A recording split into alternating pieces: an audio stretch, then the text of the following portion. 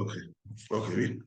Bien, entonces el día de hoy lo que vamos a ver es, después de haber visto la clase pasada, lo que es el diezmo, los tipos de diezmos, eh, el modelo del diezmo en el Antiguo Testamento, haber descubierto que no tenemos por qué diezmar, vuelvo a repetir, ¿no? Para los que recién están llegando, o los que no estuvieron en la clase pasada, que no tenemos que diezmar porque ya no existe el sacerdocio levítico, ya no hay levitas, ya no hay templo, ¿ok? El templo físico ya no existe, ahora el templo es Jesús, que es el templo principal, ¿ok? Y habíamos visto de que el motivo principal del diezmo era la ayuda a los pobres. Y habíamos visto que cada vez que el Espíritu Santo en la palabra hablaba de diezmo, lo vinculaba de ayudar a los pobres y estaba vinculado a caminar en justicia, ¿ok? Siempre en el contexto del texto, cuando leemos, habla de justicia. Y bueno, y habíamos visto que de alguna forma el apóstol Pablo nunca enseñó a dar diezmo, ¿ok? Jesús sí, porque recuerdan de que Jesús vivió bajo la ley, ¿está? Vivió bajo la ley del sacerdocio, ¿ok? No la ley de Dios, sino bajo la ley sacerdotal levítica, ¿ok? Por lo tanto, recuerden que cuando a Jesús le pregunta si va a dar si va a, muchas veces se ve que Jesús busca la forma de dar, cuando le preguntan ahora le preguntan sobre los impuestos al César, que es diferente, ¿no? Porque también había impuestos que se tenían que dar al César a Roma, y él pagó sus impuestos, ¿no? Aún así, él pagó impuestos siendo judío, ¿no? Pero ese es otro tema, pero a lo que voy es que no, siempre que Jesús enseñaba, hablaba de dar al pobre, ¿no? Y ahora vamos a ver lo que habíamos hablado un poco acerca del modelo en el Nuevo Testamento. Lo que vamos a hacer ahora es leer los textos que en la clase pasada los leímos de una manera muy superficial como para dar la idea, pero hoy vamos a leerlos detenidamente, ¿no? Bien, voy entonces a compartir la pantalla. Digo esto. Ok. Y vamos a ir leyendo algunos textos. Eh, bien, yo estoy acá. Bien, vamos a recordar, por ejemplo, eh, Mateo, Mateo capítulo 25, ¿ok? Del 30 a...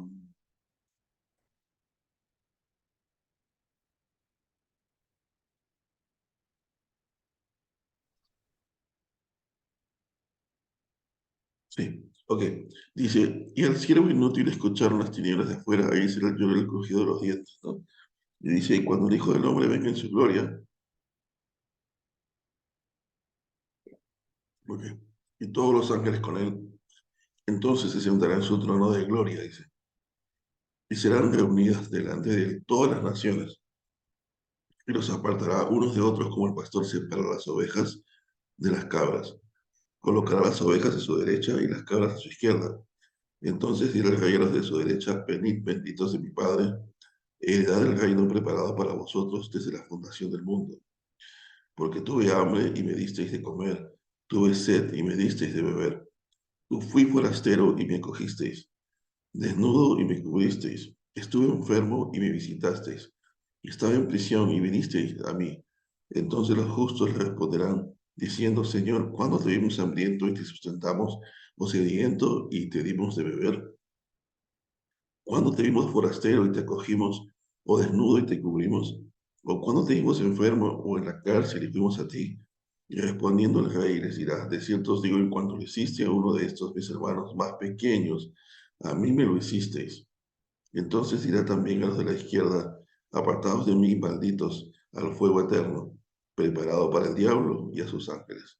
Porque tuve hambre y no me disteis de comer, tuve sed y no me disteis de beber, fui forastero y no me cogisteis, estaba desnudo y no me cubristeis, enfermo y en prisión y no me visitasteis. Ellos entonces también responderán diciendo, Señor, ¿cuándo te vimos hambriento o sediento, o forastero, o desnudo, o enfermo, o en prisión, y no te servimos? Entonces le responderé diciendo, de cierto os digo, en cuanto no lo hicisteis a uno de estos más pequeños, tampoco me lo hicisteis a mí. e irán estos al castigo eterno y los justos a la vida eterna. Bien, hemos visto entonces que en este pasaje el Señor se está enfocando en los pobres otra vez, ¿no? En los desvalidos. Hay una pregunta que les quiero hacer, ¿ok? Y les hago esta pregunta eh, porque es importante, ¿no? ¿Será esto algo literal? Miren, se supone que el Señor está sentado aquí, ¿no? Y juzgando, y separa a los de la derecha sus ovejas y a la izquierda las cabritas. Y les dice, por cuanto le hiciste a estos más pequeños, ¿cuáles estos? Entonces se supone que solo hay dos grupos, las ovejas y las cabritas. ¿Quiénes son los estos? Pregunta interesante, ¿no? Porque se supone que, ¿cómo le va a decir a ellos mismos, los más pequeños? Se supone que les está diciendo a las ovejas y a las cabritas. Están hablando las dos sobre los más pequeños. ¿Quiénes son los más pequeños? ¿Es un tercer grupo? Entonces, miren esta pregunta que les estoy haciendo. ¿Ok? Cuando hablemos sobre el milenio, que es una doctrina de la cual no se enseña mucho en las iglesias, porque es un tema controversial cuando se ve desde el punto de vista teológico. ¿Ok? Desde el punto de vista teológico, vuelvo a repetir, es un tema súper controversial porque hay teólogos y teólogos de renombre, ¿eh? No estoy hablando de cualquier teólogo, por decir así, que piensan que el milenio ya estamos en el milenio, ¿no? Que estamos viviendo el milenio. Otros piensan que no va a haber milenio, ¿no? Y otros piensan que el milenio va a ser después que Yeshua venga, la cual es lo correcto bíblicamente. Entonces, si tú hablas con una persona que no cree en el milenio o que el milenio no existe, ya tienes un problema, porque las profecías dicen que el león va a estar junto a las ovejas o al corderito. Y eso no lo hemos visto todavía, ¿no? Hemos visto un león cerca de un cordero, ¿no? Entonces, hay muchas profecías del milenio que son difíciles de negar, entonces, y que no han sucedido. Por lo tanto, eh, es un problema, ¿no? Porque todo depende cómo cuentas las famosas 70 semanas de Daniel, ¿ok? Pero el problema es que hay puntos de vista, y ese es el problema cuando lo vemos desde el punto de vista teológico, ¿ok? Y esa es una de las cosas que,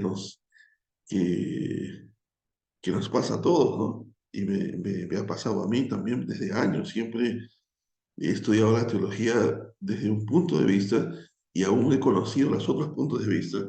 Y se me enseñó de que tenía que llegar a un momento donde tenía que tomar una decisión postural, ¿no?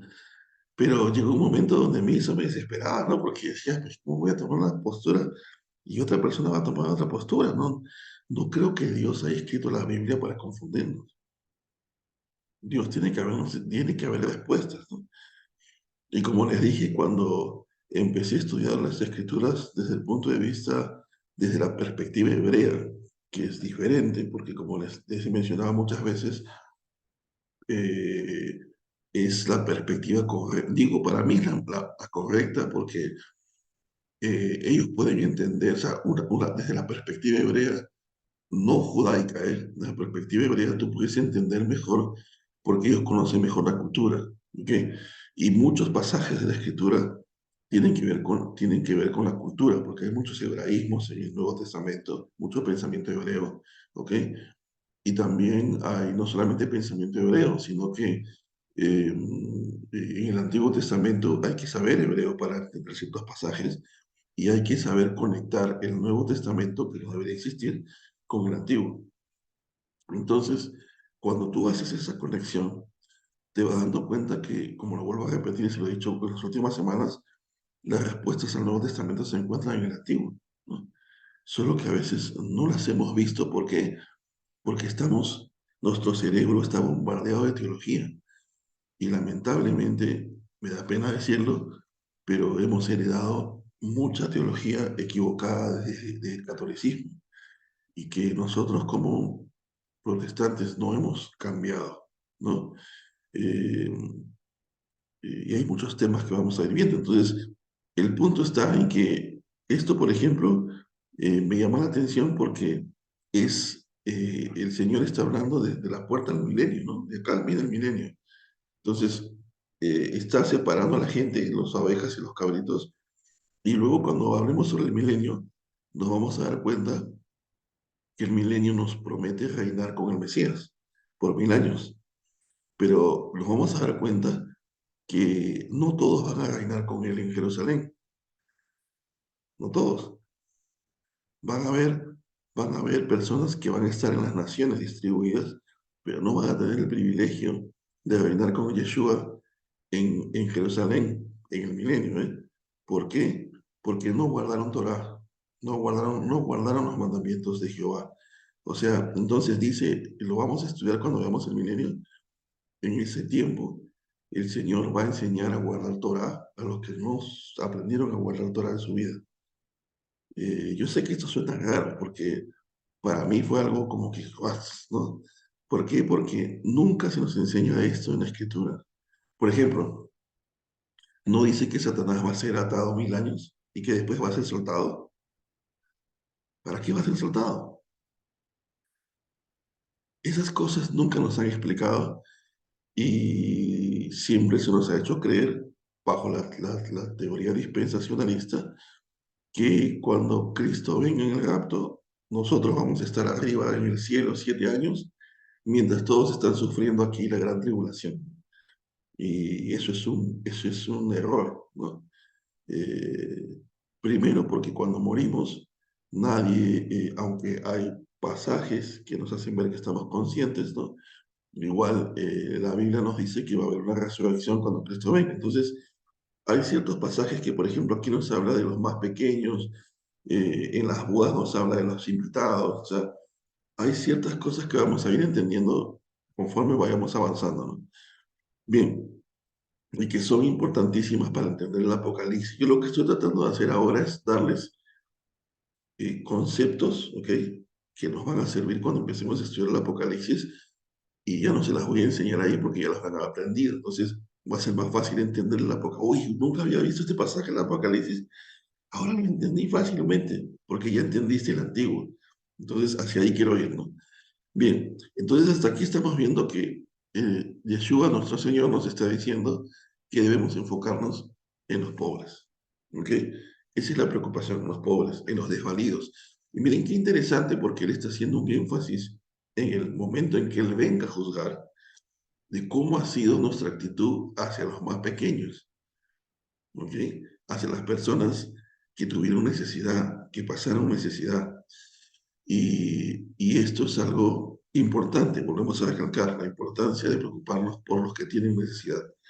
Muy bien, ahora vayamos a Santiago 1:27, que ya lo habíamos visto, solamente quiero rápidamente, Santiago 1, ok, y habíamos visto aquí en el 1:27, habíamos visto la religión pura y inmácula delante del Dios y Padre es visitar a los huérfanos y a las viudas en su tribulación y guardarse a sí mismo sin mancha del mundo. ¿Ok? Miren qué interesante. Porque una cosa que quiero recalcar aquí, aunque el pasaje esté enfocándose en la religión pura, ¿ok? Y sin mácula delante de Dios, es visitar a los huérfanos y a las viudas, ¿ok? O sea, las personas necesitadas y guardarse a sí mismos sin mancha del mundo. En otras palabras, caminar en santidad, ¿no? Y también poder ayudar a los desvalidos. Pero una de las cosas interesantes que me llama la atención acá es que ayudarlas en su tribulación, ¿ok? Una de las cosas, hermanos, que que nosotros a veces los cristianos se nos ha enseñado mal, es que, eh, es que si bien es cierto, es que cuando nosotros creemos en el rapto pretribulacional, estamos buscando una salida fácil al sufrimiento. Los creyentes eh, estamos mal educados. ¿En qué sentido, no? En el sentido que la teoría de la doctrina de prosperidad y la doctrina de la confesión positiva, ¿ok? Que no es más que psicología, ¿ok? Es psicología introducida en la iglesia cuando nos hacen creer que la gran mayoría de iglesias, no digo entre todas, la gran mayoría, de que todo lo podemos, ¿no? Y decimos, todo lo puedo en Cristo que me fortalece, ¿no? Y mal usamos este versículo que fue usado en un contexto de donde Pablo pasaba cosas difíciles y cosas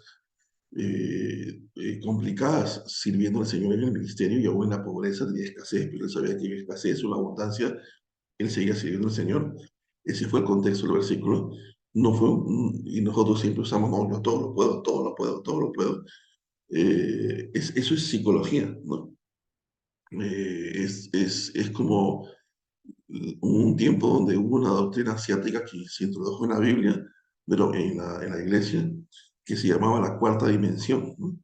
Hay un libro inclusive cristiano que se llama La Cuarta Dimensión, que tiene sus pros y sus contras, ¿no? O sea, tiene cosas positivas que puedes sacar, pero el pastor coreano hablaba de que podías mentalizar y mirar lo que tú querías y visualizarlo, ¿no?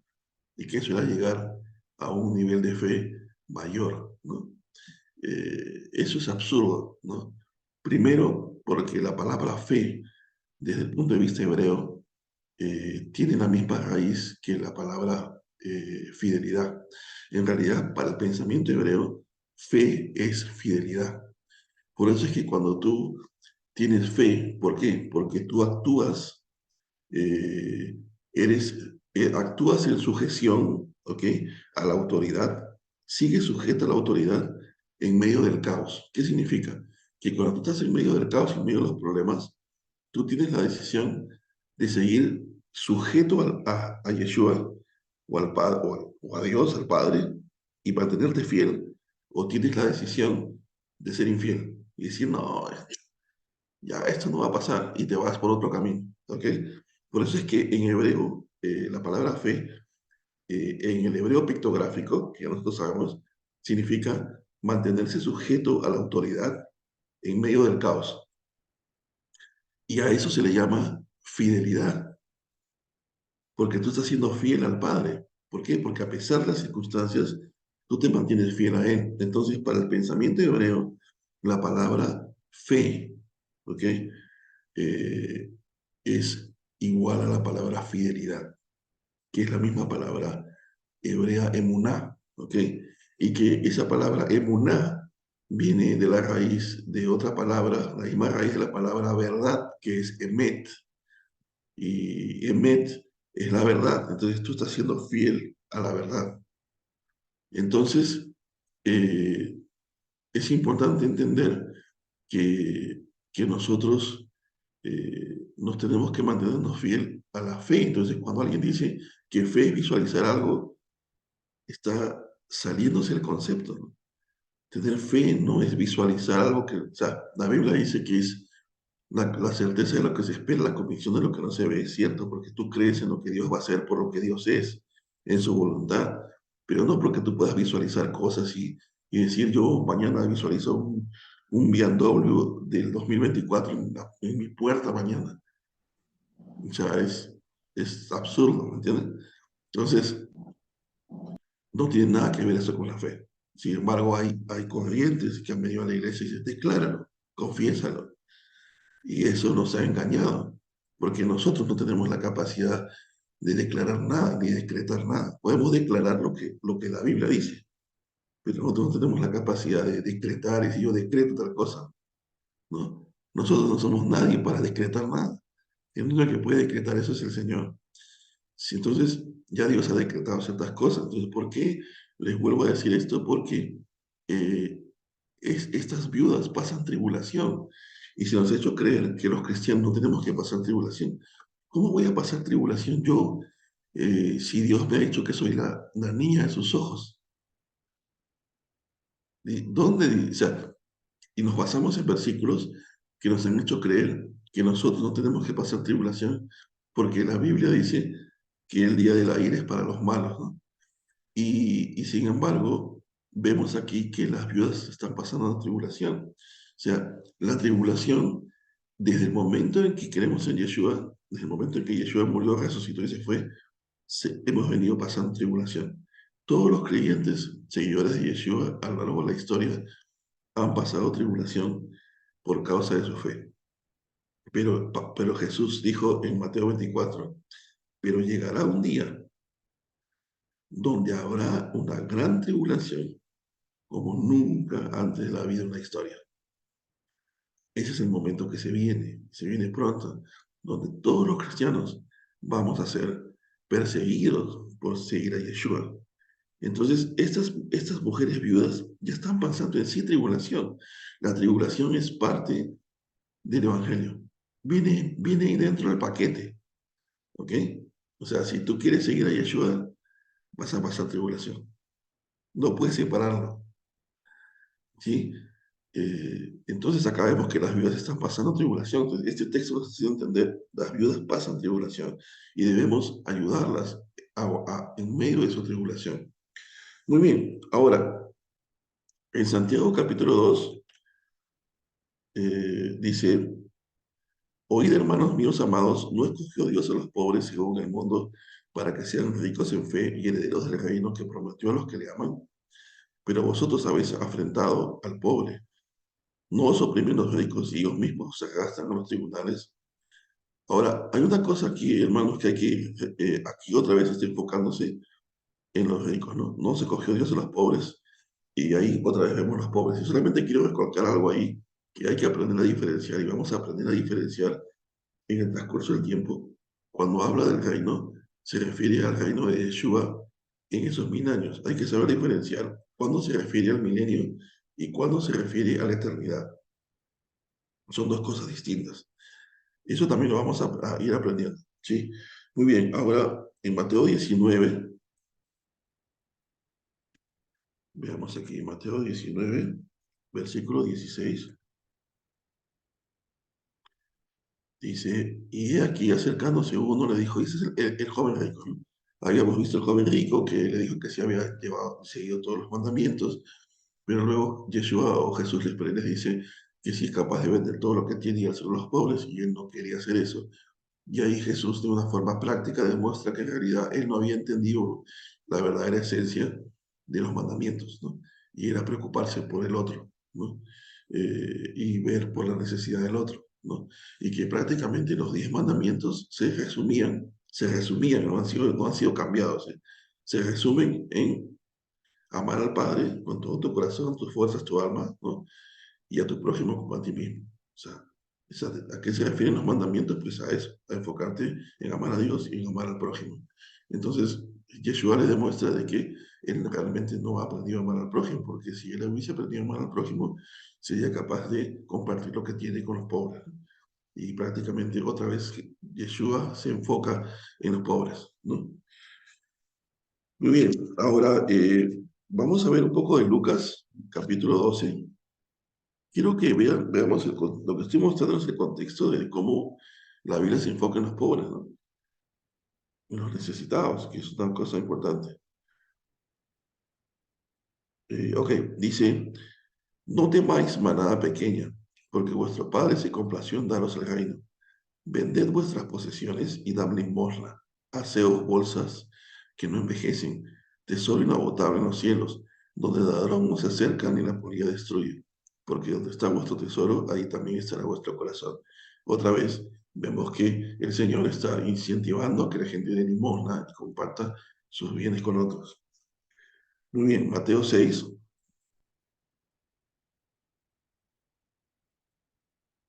Guardaos de hacer vuestra justicia delante de los hombres para ser vistos por ellos. De otra manera no tenéis galardón de vuestro Padre que está en los cielos. Cuando pues des limosna, no toques trompeta delante de ti, como hacen los hipócritas en las sinagogas y en las calles, para ser alabados por los hombres. De cierto os digo que ya están recibiendo toda su recompensa.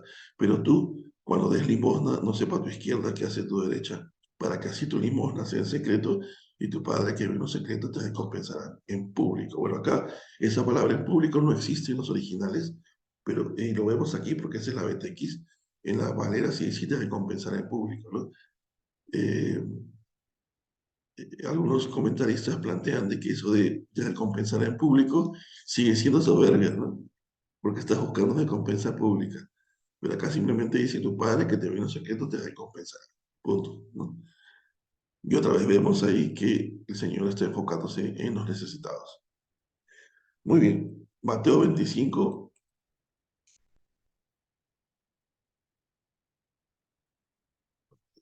les estoy mostrando esto, ¿saben por qué? Porque Jesús estaba en el medio. O sea, Jesús, y algunos pensamos de que como Jesús ya estaba viniendo y iba a morir, bueno, ya se cambió todo, pero vemos que no. Jesús sigue manteniendo la perspectiva de los profetas y de la Torá. Y vamos a ver que Pablo sigue manteniendo la misma perspectiva de los profetas y la Torá, los pobres. Por eso les estoy mostrando cómo Jesús enseña. Y Jesús sigue diciendo lo mismo que se enseña en la Torá. En Mateo 25 dice, del 31, otra vez el juicio de las naciones, ya lo hemos leído eso. Ahora vayamos a Mateo 5, ok, 40 al 42. Dice, mm, ok, al que quiera ponerte a pleito y quitarte la túnica, déjale también la capa. Y cualquiera que te obligue a andar una milla, ve con el dos. Y al que te pida, dale. O sea, acá el Jesús, al que te pida, dale. Y al que quiera tomar a ti prestado, no le vuelvas la espalda. Obviamente, este versículo tiene que intersectarse con otros textos, ¿no? Que tenemos que dar con sabiduría, ¿no? No le das a un drogadicto que te está pidiendo dinero, se lo vas a dar, ¿no? O sea, hay criterios, pero se está refiriendo al necesitado. Si alguien tiene hambre, no le vas a negar comer algo, ese es el punto, ¿no? Ahora, muy bien, vayamos a Hechos, capítulo 4, 32, 34.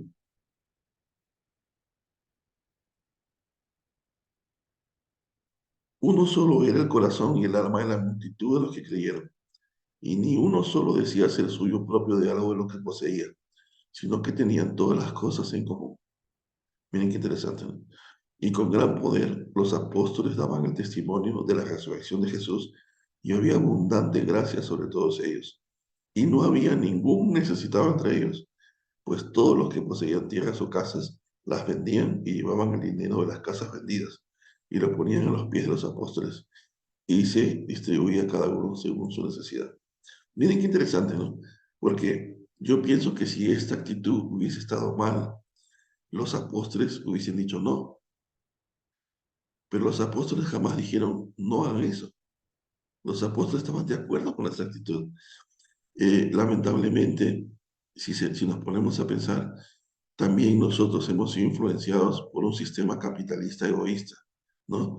Donde no podemos hacer nada contra este sistema, eh, porque es un sistema poderoso, fuerte, que ha sido establecido por hombres y que de alguna forma Satanás lo utiliza para apartarnos de la verdad, porque todo el tiempo andamos enfocados y concentrados en pagar las cosas que tenemos que pagar y nos tiene esclavizados a un sistema.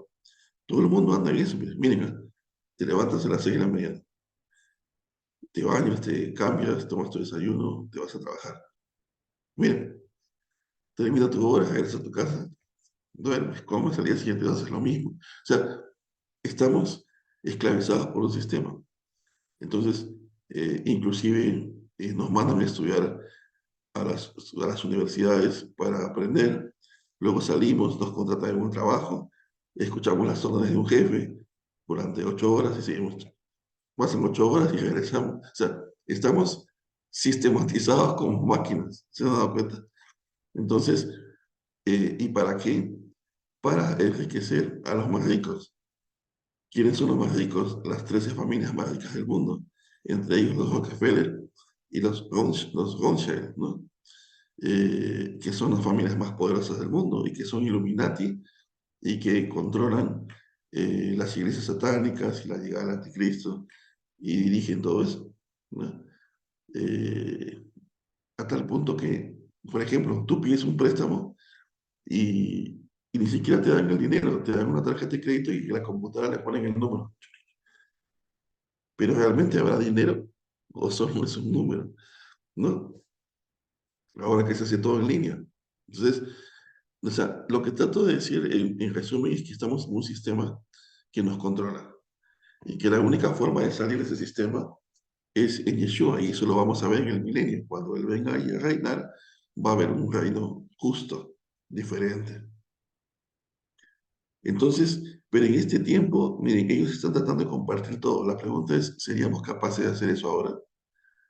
Imagínense una comunidad, ¿no?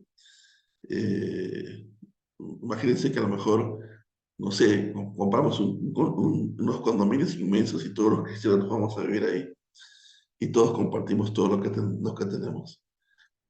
Ahora, bíblicamente no estaría mal. La Biblia nos enseña que está bien, ¿no? Pero la pregunta es, ¿realmente podríamos llegar a hacer eso? ¿O nuestro corazón egoísta nos impediría hacer eso? Entonces, eso es lo que el texto nos está mostrando, es cómo ellos compartían todo, porque dice que ellos tenían un solo corazón y una sola alma, ¿no? Y porque, ¿saben por qué también? Porque una de las cosas que influenciaba en ellos bastante era que Yeshua ya iba a venir, porque recuerden de que ellos pensaban que Yeshua ya iba a regresar, y por eso es que venían sus cosas, inclusive los apóstoles pensaban que Yeshua ya iba a regresar, ¿no? Entonces ellos estaban ansiosos ya cuando va a venir, ¿no? Por eso es que pero Pedro en la segunda carta les dice, no toméis que Él no viene como un retraso, ¿no?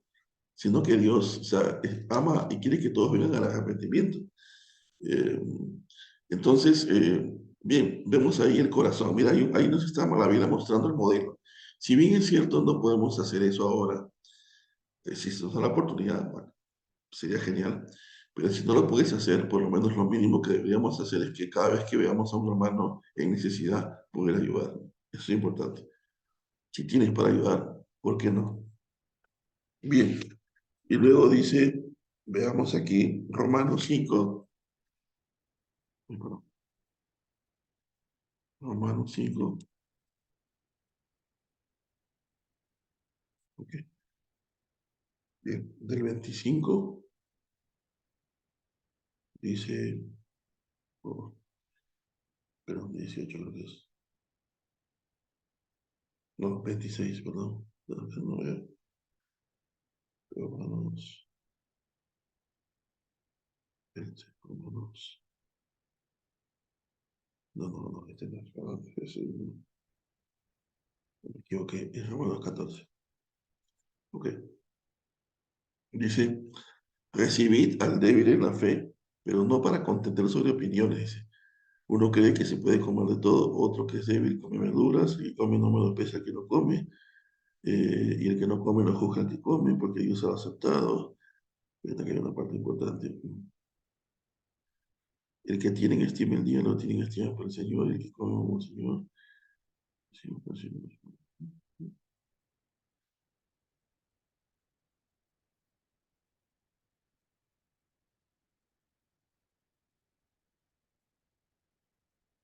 acá está. Dice, porque el reino de Dios no consiste en comida ni en bebida, sino en justicia, paz y gozo en el Espíritu Santo, ¿no? O sea, otra vez quería resaltar la palabra justicia, o sea, siempre el reino de Dios consiste en justicia, ¿ok? Muy bien, ahora después veamos 2 Corintios 8, que es una de las cosas que, muy bien, 8, 11 al 15, ¿ok? Dice, ahora pues, acabadlo de hacer también para que tal como hubo la disposición de desearlo, haya también la fe de llevarla a cabo según lo que poseéis. Porque cuando hay prontitud de ánimo, se acepta según lo que uno tiene, no según lo que uno no tiene, no para que haya alivio para otros y estrechez para vosotros, sino para que en esta ocasión vuestra abundancia supla la escasez de ellos, a fin de que también en otra ocasión la abundancia de ellos supla vuestra escasez, de forma que haya igualdad. Como está escrito, el que recogió mucho no tenía más, y el que poco no tenía menos. Pero gracias a Dios que puso la misma solicitud por vosotros en el corazón de Tito, pues no solo cogió bien el ruego, sino que teniendo él mayor solicitud, espontáneamente fue a vosotros. Y enviamos juntamente con él al hermano cuya alabanza en el Evangelio se extiende por todas las iglesias. Y no solamente esto, sino que también fue escogido por las iglesias como nuestro compañero de viaje con esta gracia que es provista por nosotros para la gloria del Señor y para mostrar nuestra disposición. Bien, lo que estamos leyendo aquí en el texto es que entre hermanos se compartían, ¿no? Si había un grupo que tenía más hoy, compartía con el que tenía menos, porque luego el que tenía menos en el futuro va a tener más y va a compartir con el que tiene menos. Entonces, Pablo está hablando de esa actitud de compartir y de suplir entre ellos para su necesidad, ¿no? Entonces, nos está hablando de ese modelo de compartir lo que tienes con los que no tienen, ¿sí?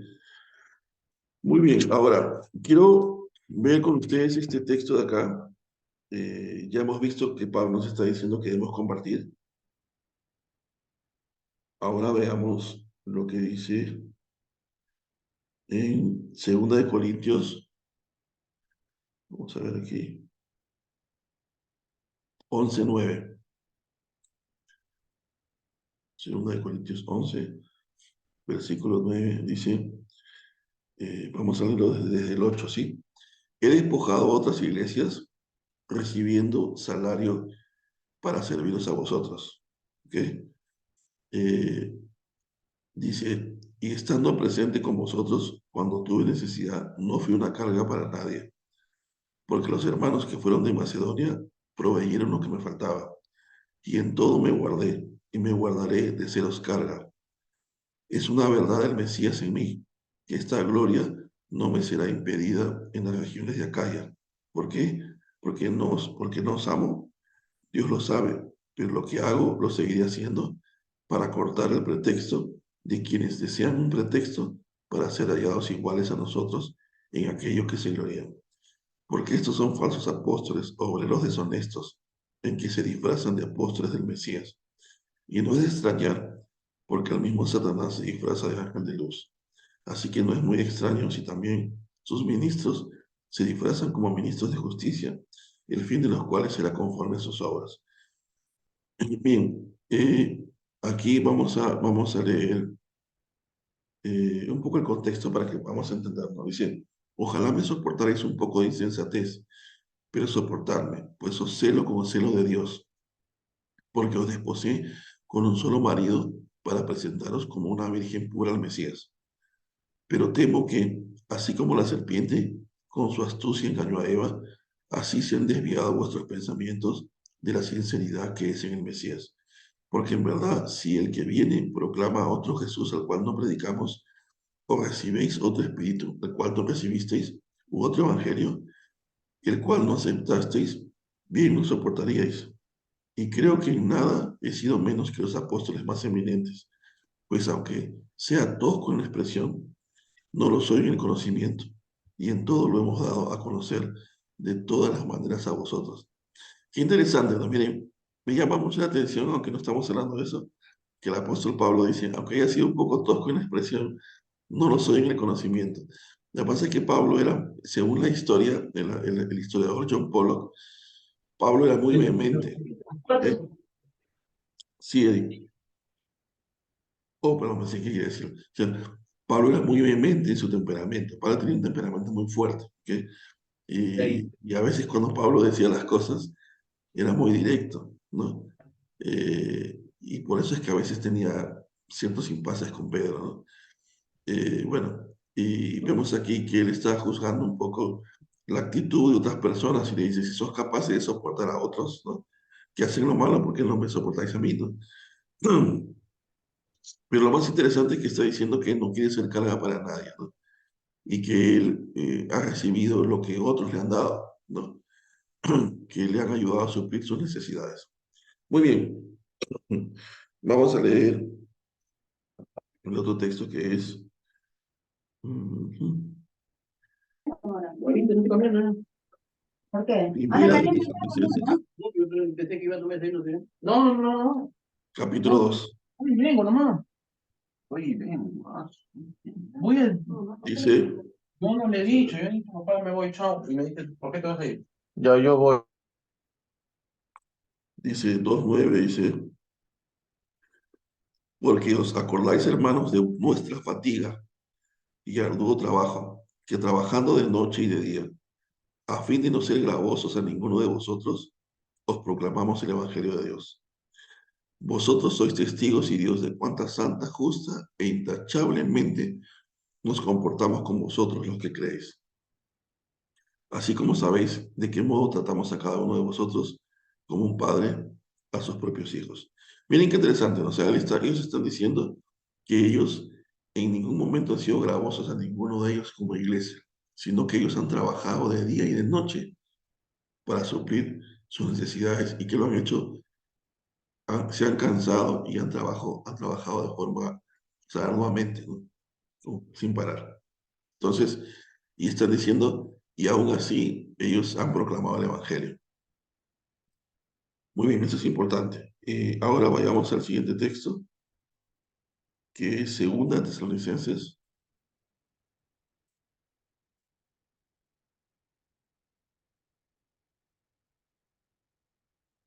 capítulo 3,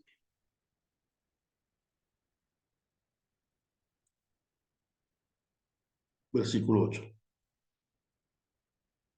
Dice, pero os ordenamos, hermanos, en el nombre del Señor Jesús, el Mesías, que os apartéis de todo hermano que viva desordenadamente y no según la enseñanza que recibieron de nosotros, porque vosotros mismos sabéis de qué manera debéis imitarnos, pues no vivimos desordenadamente entre vosotros, ni comimos de balde el pan de nadie. Está fuerte, ¿no? Ni comimos de balde el pan de nadie, sino que trabajamos con afán y fatiga de noche y de día, para no ser gravosos a ninguno de vosotros. No porque no tengamos derecho, sino para darnos nosotros mismos a vosotros como ejemplo a fin de que nos imitéis. Porque aún cuando estábamos con vosotros, os ordenábamos esto. Si alguno no quiere trabajar, tampoco coma. Pues hemos oído que algunos entre vosotros viven desordenadamente, sin ocuparse en ningún trabajo, sino entrometiéndose en lo ajeno.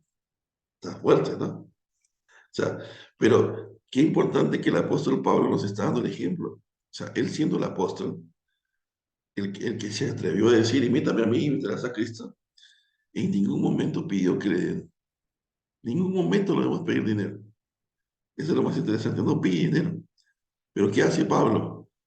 Repite en su mente lo que dice Filipenses. Todo lo puedo en Cristo que me fortalece y he aprendido a vivir en escasez como en abundancia. Pero él vive de qué? De fe. Él vive de fe y él espera que Dios le provea, tocando el corazón de quién? De sus hermanos. Pero en ningún momento vemos un modelo bíblico donde él esté pidiendo dinero a los hermanos.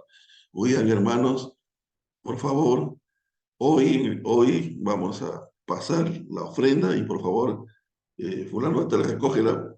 No dice eso. Él dice, vamos a juntar ofrenda para darle a los hermanos pobres. Y lo que él dice, yo trabajo de día y de noche para suplir mis necesidades. Esto es, obviamente, el modelo bíblico que estamos viendo ahora. Como les vuelvo a repetir, no con esto quiere decir que vamos ahora, hay pastores que realmente son siervos del Señor, que realmente son personas sinceras, que buscan al Señor, que preparan su enseñanza en el templo, bueno, en la iglesia, bueno, en realidad en la iglesia física, vamos a decirlo así, que no existe, somos nosotros, pero en el lugar donde nos reunimos, y prepara su enseñanza con amor, ¿no? Y como hemos dicho, de nosotros también, si somos verdaderos seguidores de Yeshua, depende poder dar una ofrenda, ¿no? Un terumá con amor a estas personas que se dedican al ministerio a tiempo completo. Sin embargo, como lo hemos mencionado, eso sería lo bíblico, que de nosotros salga eso si realmente seguimos a Yeshua. Pero no que una persona se pare a pedir dinero, eso no es bíblico. Y ahora, y ninguno de ellos debe estar desesperado si no han dado. Es que para eso es que, créanme, ¿no? Lo que la Biblia nos está enseñando es que estar en esa posición es una posición de fe, ¿no? Y a mí a veces, a mí a veces me llama la atención, ¿no? Estoy hablando en forma general, no estoy dando nombres de iglesias, forma genérica, ¿no? Pero, por ejemplo, en nuestro país sucede eso, ¿no?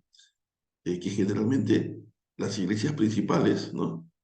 Que son las que están en la capital, porque somos un país centralista, son las que tenemos más dinero, ¿no? Por decir así, ¿no? Y siempre a los hermanos que se gradúan del seminario, los mandamos a la sierra a hacer la obra, ¿no? Y les pedimos a ellos tener fe. Pero en la capital no tenemos fe, ¿no? Porque estamos llenos de dinero. O sea, ¿cómo en la capital es fácil? Porque todos los domingos la gente prenda, gente diezma. Pero ¿cómo la pasan los pastores que se van a la sierra, ¿no? O a la selva y que empiezan la obra desde abajo, ¿no? Por ejemplo, hay una hermana a quien respeto mucho, es una amiga mía, prácticamente que nos formamos juntos en el Evangelio de Adolescentes. Ella me compartió la vez pasada, ¿no? Me dice que estaban haciendo una colecta para ayudar a su suegro que va a poner una iglesia y me mandó fotos, ¿no? Y cuando vi eso, casi lloro porque, o sea, con esa pasión de poner cada ladrillo para ir construyendo en su iglesia, ¿no? Y poder compartir el Evangelio, ¿no? Y dije, wow, ¿no? Realmente hay gente en provincia de nuestro país, porque es la realidad de nuestro país, ¿no? Que la pasa difícil, ¿no? Son pastores que tienen que trabajar y a la misma vez hacer la obra.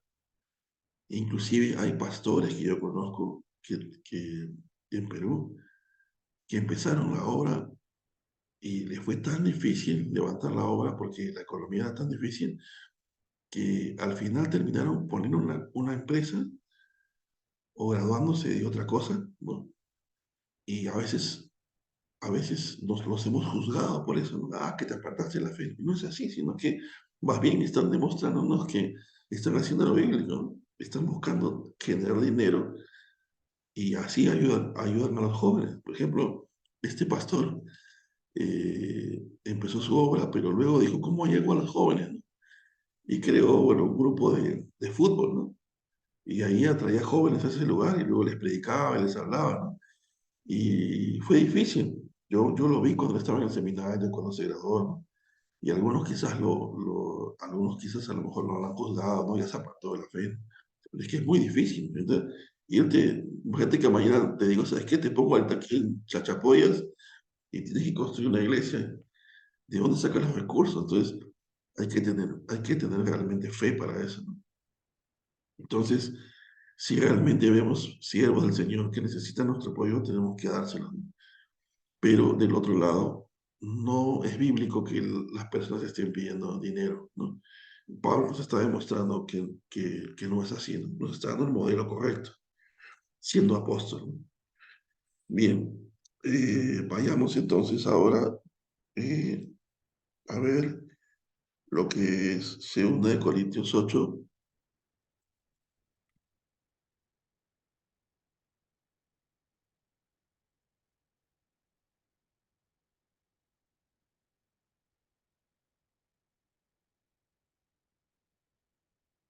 Bien, 2 Corintios 8, aquí está, dice, ahora bien, hermanos, os hacemos saber la gracia de Dios dada en las iglesias de Macedonia,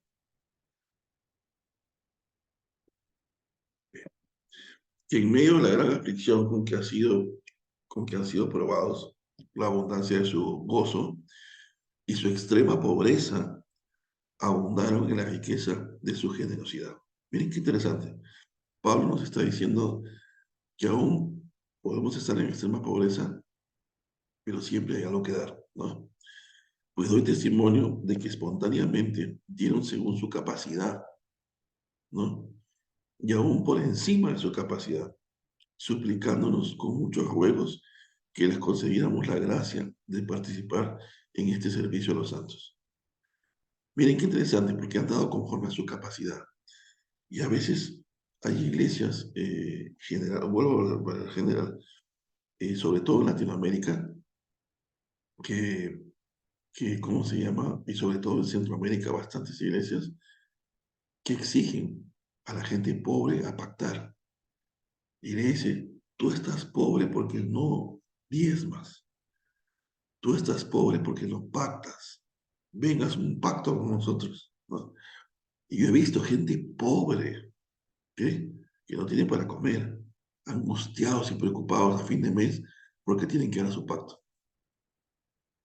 Los pobres desesperados con la justa se juntan para comer y tienen que estar, no, tengo que dar ya mis 200 soles. Y al año ya se les fue 2.400. Desesperados. Entonces vemos cómo esas iglesias abusan de los pobres, ¿no? Ahora, no quiero dar nombres, pero también hay una iglesia en Lima, muy grande, muy conocida, que generalmente, por ejemplo, se centra en pedir el diezmo y la mayoría de la gente que va a esa iglesia es gente que de bajos recursos, ¿no? Pero que tienen sus negocios chiquititos, ¿no? Pequeñitos negocios, quizás, por ejemplo, a lo mejor venden anticuchos, otros tienen su puestito de golosinas, y aún ellos así en su pobreza, en lo poco que tienen, van y dan, van y dan. Esas iglesias crecen y crecen y crecen y crecen y crecen y crecen. ¿Y qué hacen creciendo? Ponen un canal de televisión, el pastor pasa de un Kia a un BMW, ¿no? De 6 a la noche a la mañana, ¿no? Tienen 2 casas, 3 casas. El pastor lo ves que viaja de Perú, se va a Europa a la conferencia y se va porque tiene dinero. Entonces, ¿y quién da todo ese dinero? Los pobres. Ahora, volvemos a decir, ¿no? O sea, si hay una persona que es pobre en la iglesia, deberíamos nosotros más bien ayudar a esa persona, ¿no? Eso es lo correcto, ¿no? Y si vemos una persona que es pobre, que está angustiada, bueno, si de él o de ella sale darlo, dejarle, ¿no? Que dé, a lo mejor en su corazón Dios ha puesto a dar, si en su pobreza quiere dar, ser generoso con alguien, bien, Dios lo va a bendecir, pero que tengamos que obligarle, tenga esa responsabilidad de, ¿no? O a lo mejor estamos engañados y a veces nos han hecho creer que somos pobres porque no diezmamos, y no es así, no, no es así, o sea, hay otros factores, ¿no? Y también la Biblia no nos dice que todos los cristianos tenemos que alcanzar la riqueza, ¿no? ¿Dónde dice eso en la Biblia? No existe, ¿no? Eh, el apóstol Pablo era pobre, Jesús era pobre, ¿no? Eh, y a veces hasta decimos, ¿no? Por ejemplo, claro, Jesús era pobre, pero a veces exageramos, ¿no? Porque siempre decimos, ¿por qué Jesús entró en un pollino, ¿no? ¿Y por qué no entró en un caballo como un príncipe, ¿no? Y todos decimos, no, es que era pobre, humilde, ¿no? Y no es así, ¿no? Es otra cosa que luego lo vamos a ver. Nuevo Testamento, a la luz del Antiguo, era profético que tenía que entrar, pero sobre todo había una ley que decía que si tú querías, si tú querías librar a un burro o a un pollino, ¿ok? La única forma de librar a un pollino de ser muerto, sacrificado, era cambiándolo por un cordero. Si no lo podías librar, tenías que quebrarle al burro la cerviz. O sea que era un sinónimo de que nosotros somos los burros, ¿sabían? Que para la mente hebrea, en el hebreo pictográfico, el hombre es relacionado con un asno. Me río porque a veces digo, el Señor se pasa. O sea, el ser humano es relacionado con un asno en la mente hebrea. Y qué coincidencia que justo cuando Jesús entra en el pollino, estamos viendo al cordero que va a intercambiar su lugar con el burro que está abajo.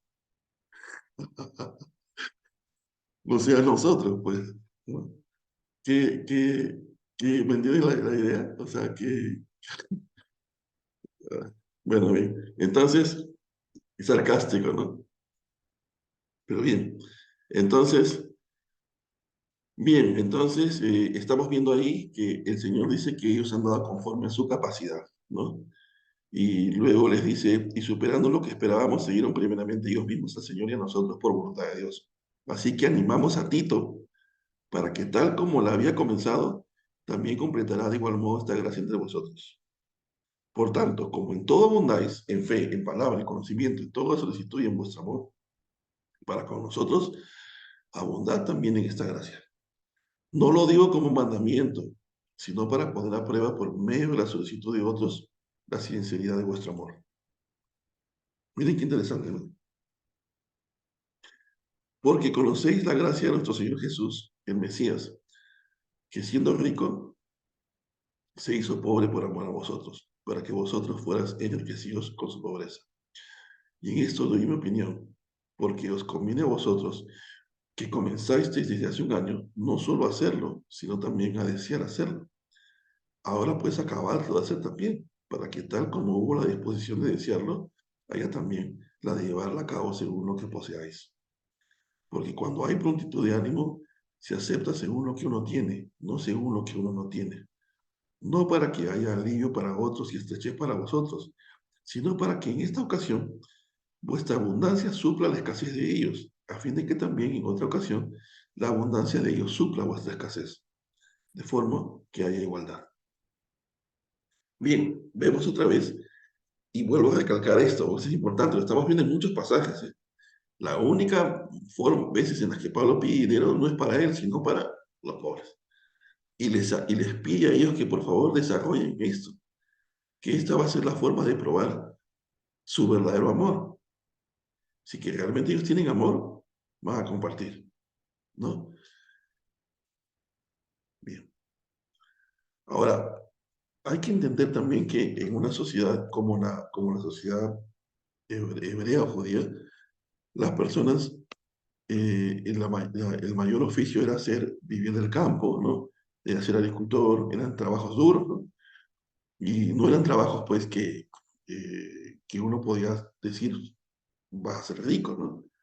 Entonces, también yo pienso que en nuestra realidad, en nuestro país o en Latinoamérica, por ejemplo, hay trabajos que por más que se esfuercen, no van a tener mucho, porque así es la realidad, ¿no? Por ejemplo, a mí me da mucha pena cuando a veces veo los hermanos agricultores en nuestro país que cosechan tanto, se matan arando, se matan cosechando y sacan sacos y sacos de lo que sea que saquen. Y van al mercado y lo venden todo el saco por 2 soles, 3 soles. Y yo digo, Dios mío, ¿te dan cuenta? O sea, ellos lo hacen porque no tienen idea de lo que cuesta, ¿no? Porque bueno, y porque hay gente viva que les engaña y los explota, ¿no? Y eso es maldad, ¿no? Entonces ahí te das cuenta, por ejemplo, y aún, si ellos supieran lo que tienen, ¿se imaginan? Podrían ser exportadores, pero no lo saben. Entonces ahí se dan cuenta que ese es un abuso, ¿no? Y en la iglesia pasa lo mismo, porque hay muchas personas que no conocen la doctrina y son engañados. Entonces, es importante por eso, es importante por eso que como creyentes escudriñemos las escrituras. No está bien, aún, hasta yo les digo a ustedes, ¿no? Y me parecería genial que aún lo que yo les estoy diciendo, vuelvan a mirar, escudriñen, ¿no? Vuelvan a leer las escrituras.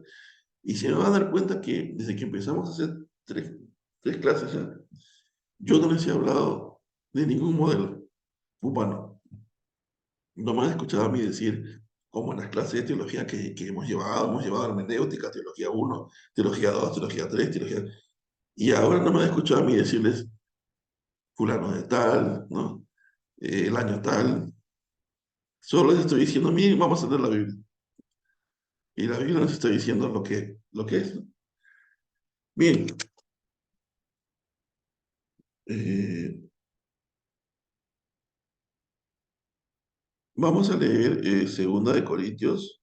No, vamos a comparar. Quiero comparar en el Antiguo Testamento, ¿ok?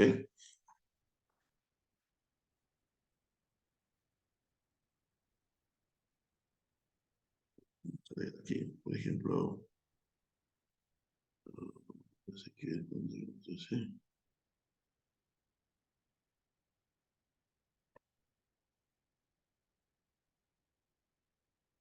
eh, por ejemplo, en Ezequiel 41, versículo 13, dice, dice, luego,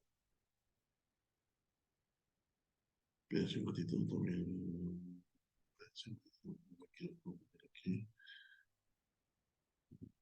espérense, contributions, ok, Ezequiel 40.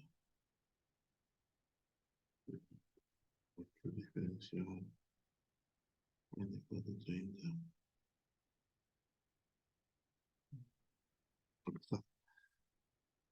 Ok, Ezequiel 4430. Ezequiel 4430. Paralela. Dice, y las primicias de todos los primeros frutos de todo y de toda clase de ofrenda de vuestras ofrendas serán para los sacerdotes. Entonces, si nos vamos aquí al interlineal, ok, vemos en el interlineal, perdón, ok, acá dice, ¿no? Acá está la palabra, por ejemplo, terumá, ¿no? La palabra terumá es la palabra ofrenda, elevada, contribución, ¿no?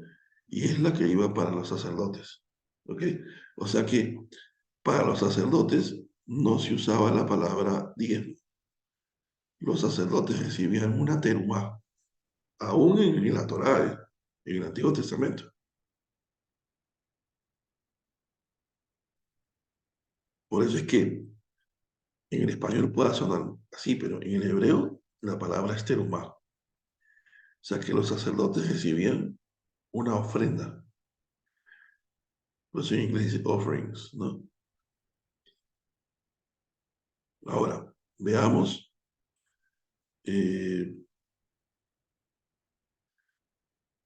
la palabra macer.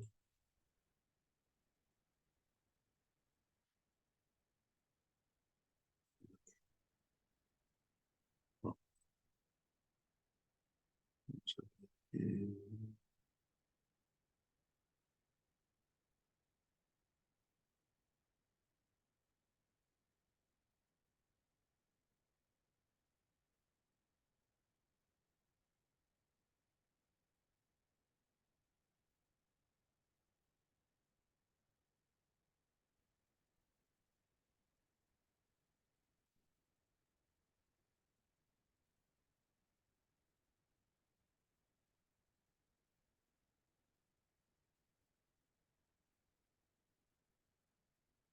ok,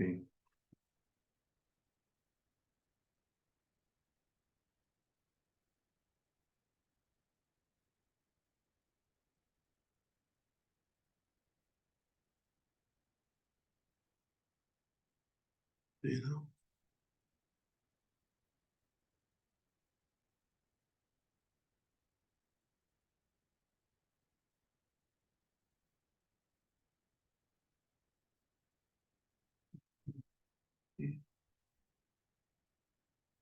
vamos a salir acá del contexto mejor sería, vamos a 20, 14, 22.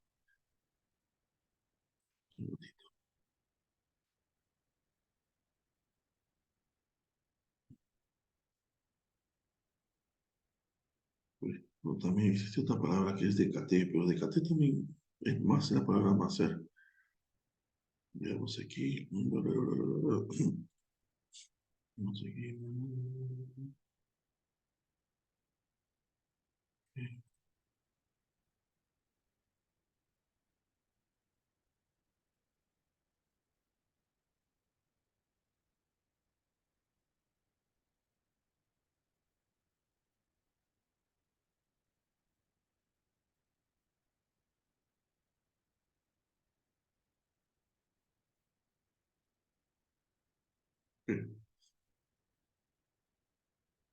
Cuando acabes de pagar todo el diezmo de tus frutos, vamos a ver aquí.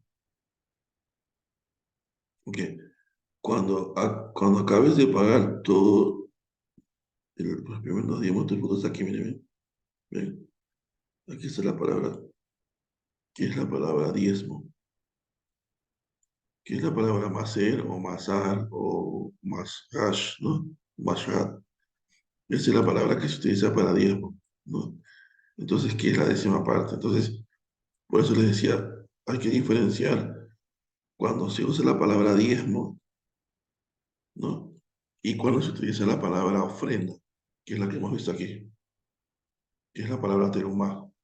Entonces, para lo que se le daba a los sacerdotes era una ofrenda, un terumá, no dice diezmo, ¿ok?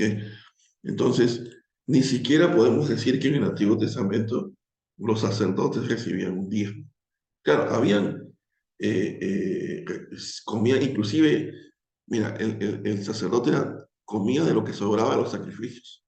Claro, también le daban, los levitas le daban, ¿no? De lo que ellos recibían, ellos también les daban. Y el pueblo también les daba.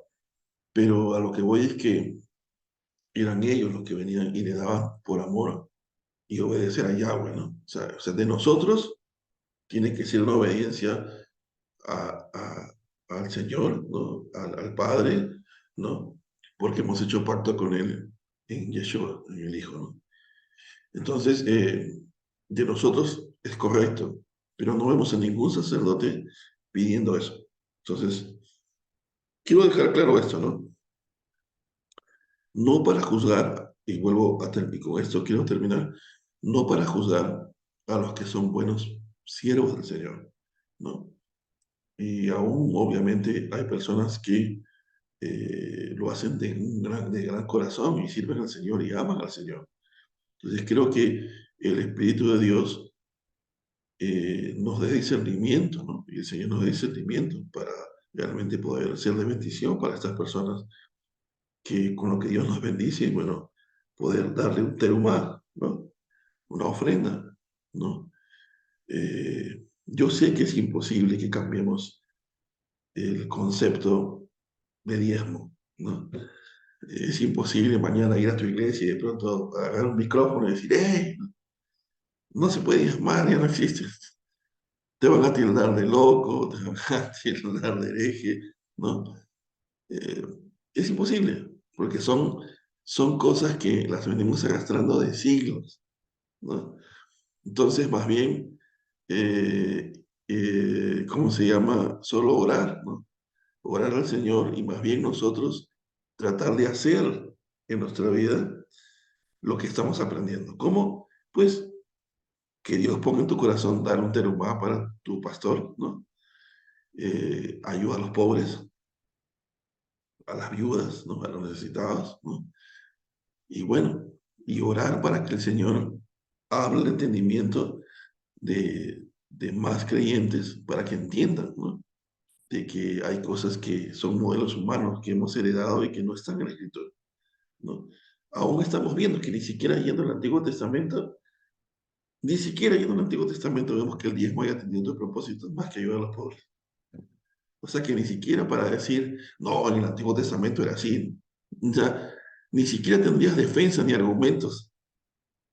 Porque si tú me dices, no, yo tengo que pedir el diezmo porque la Biblia enseña en Deuteronomio, así, pero ni el Antiguo Testamento te salva, porque el Antiguo Testamento más bien te condena, porque el Antiguo Testamento te dice que si tú utilizas los diezmos que son para los pobres, le estás robando al Señor. O sea que, pero que por otro lado solo nos queda orar por nuestros hermanos para que ellos entiendan, ¿no? Y también nosotros seguir aprendiendo la Torá y seguir aprendiendo del Señor para que el Señor nos ayude, ¿no? O sea, obviamente no se trata de ir a juzgar a la gente que realmente tiene un corazón de servir. Bueno, Dios nos dé la oportunidad de poder hablar. Pero los que sí, obviamente tenemos que pararlos, ¿no? Es a los que ya sí son un instrumento del diablo, ¿no? O sea, por ejemplo, como esos hermanos que se paran en los púlpitos a separar a la gente por cheques, ¿no? Acá los de 500, acá los de 1000, no, tú vas a dar 50, no, no, no, vete atrás, ¿no? O esos hermanos que les engañan, haz pactos para que seas sano, haz pactos para que el Señor escuche tu oración. Esas cosas ya son satánicas, ¿no? Eso no es bíblico. Y eso sí tenemos que reprender, ¿no? Con lo otro tenemos que tener paciencia, porque son otros hermanos y tenemos que tener paciencia y Señor, ayúdanos a tener paciencia, ¿no? Y ten paciencia también con nosotros, ¿no? Pero con estos lobos rapaces sí tenemos que ser, como dice Judas, contender la fe, ¿no? Están engañando a la gente y eso está mal. Y si vemos a algún hermano que está yéndose por esas cosas, sentarlo y explicarle. Mira, la Biblia dice esto. Eso que tú estás haciendo no es bíblico. Eh, por eso es que Pablo dice que a veces nos llevamos por cualquier viento de doctrina, ¿no? Fábulas, dicen, y vientos de doctrina. Y eso está mal, ¿no? Por eso es que nosotros es nuestra responsabilidad poder enseñar la instrucción de Jehová o la instrucción del Padre, la instrucción de Yeshua a los demás. Dice que en el milenio van a haber gente que ha caminado en Torah, que va a enseñar a aquellos que no han caminado en Torah a caminar en Torah. Entonces, aprendamos desde ahora todos, ¿no? a, a enseñar y a practicar Torah, que es instrucción, ¿no? Es la instrucción del Padre, ¿no? Que está en la Biblia. Muy bien, hay algo interesante que con esto concluyo y oramos, es que se han dado cuenta que a veces tenemos la mala enseñanza, no todos, pero la gran mayoría que pensamos que el Antiguo Testamento ya está obsoleto, ¿no? Y no nos damos cuenta que el Antiguo Testamento, que no debería llamarse así, tiene las bases. Nos hemos dado cuenta que lo que los apóstoles hacían no está divorciado con lo que se hacía en la Torá. No hay divorcio, no hay ideas diferentes, es lo mismo. Para aquellos que dicen, no, que, que el Antiguo Testamento era diferente, porque era la ley. ¿Dónde? Estamos viendo en la práctica y en lo que Pablo enseñaba que era lo mismo. Era el amor y la preocupación por los pobres para caminar en justicia. Y así lo vamos a ver cuando veamos otras doctrinas, ¿no? Que no hay divorcio y divergencias entre el antiguo y el nuevo, sino que hemos malentendido el nuevo por no entender el antiguo, ¿no? Entonces, eso vamos a ver en su momento. Bien, demos gracias a Dios por este tiempo, ¿no? Hemos podido concluir, creo, ya con lo de los diezmos. Lo demás, creo que sería bueno, los animo a investigar más, ¿no? Sobre el tema. Hay mucho, mucho, mucho por aprender. Por ejemplo, sería genial que aprendas más sobre los tres diezmos, cómo eran, ¿no? Que conozcas más de eso. Pero ya con estas dos clases, por lo menos, hemos puesto los fundamentos, las bases, para que a partir de aquí ya tú puedes leer más, ¿no? Investigar más. Y eso también te podría ayudar si eres una persona que enseña las escrituras en la iglesia, pues te va a ayudar mucho, ¿no? Para que tú también entiendas cómo es el diezmo bíblico y enseñárselo a otros. Bien, vamos a orar, hermanos, para cerrar este tiempo. Padre nuestro que estás en los cielos, te damos gracias, bendito Dios, por este tiempo que hemos tenido, donde hemos podido hablar acerca del diezmo y de cómo el diezmo debe ser practicado de forma bíblica. Y es que ya no hay diezmo, Señor, ¿no? Simplemente existía el diezmo en el Antiguo Testamento por ser parte de la ley sacerdotal y por tener que llevar el diezmo a los levitas y al templo. Ya no hay levitas, ya no hay templo. El templo es Yeshua, Señor, y es a Él a quien debemos presentar nuestros diezmos. Si es que así tuviésemos que hacerlo, y la única forma es que el Señor, Yeshua, nuestro Señor, nos enseñe en el Nuevo Testamento lo que Él mismo enseñó en el Antiguo. Y es que debemos caminar en justicia, preocupándonos por los pobres y los necesitados, pero también el apóstol Pablo nos enseña a que debemos compartir lo demás con nuestros hermanos que están en necesidad. Pero también nos enseña que si hay alguien que nos enseña la palabra, que sirve y camina y vive para el Evangelio, Señor, que nuestro corazón como creyentes pueda salir una terumá para ellos como siervos del Señor, que tampoco está divorciado en la Biblia, porque hemos visto en el hebreo que los sacerdotes recibían una terumá, no un masher.